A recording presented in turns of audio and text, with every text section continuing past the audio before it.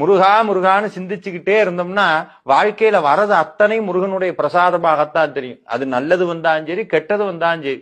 ஆதிசங்கரர் சொல்லுவார், வாழ்க்கையில ஒருத்தனுக்கு தொடர்ந்து இன்பம் வந்து கொண்டே இருந்தால் அது இறைவனுடைய பிரசாதம், துன்பம் வந்தால் மகா பிரசாதம். ஏன்னா துன்பத்துலதான் சில உண்மைகள் நமக்கு புரிய தொடங்கும். அப்ப வாழ்க்கையில முருகப்பெருமானுடைய திருவருள் பதிந்து விட்டதுன்னு சொன்னா தொடர்ந்து இறைவனுடைய அருளால் தான் எல்லாம் நடக்குது அப்படிங்கிற உண்மை புரிஞ்சிடும். எது வந்தாலும் தாங்கக்கூடிய சக்தி கிடைக்கும். அது மட்டும் இல்ல, நம்ம அடிக்கடி ஒரு மந்திரத்தை சொல்லுவோம், வேலுண்டு வினை இல்லை, மயில் உண்டு பயம் இல்லை, குகன் உண்டு குறைவில்லை, கந்தன் உண்டு கவலை இல்லை. இது சத்தியமான உண்மை. எதை பார்த்தும் பயம் வராது. நம்ம வாழ்க்கையில எப்பவுமே என்ன பண்ணுவோம்னா, ரெண்டே ரெண்டு உணர்ச்சிகள்ல தான் மனித சமூகத்துல பெரும்பான்மையானவங்க இருக்கிறாங்க. ஒன்னு பயம், இன்னொன்னு கவலை.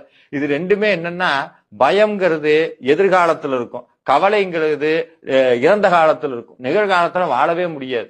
நடந்து முடிஞ்சதை நினைச்சு கவலைப்பட்டுக்கிட்டே இருப்போம், நடக்காததை நினைச்சு பயப்பட்டுக்கிட்டே இருப்போம். இது ரெண்டும் யாருக்கு இல்லைன்னா முருகப்பெருமானை வழிபடுபவர்களுக்கு அது கிடையாது.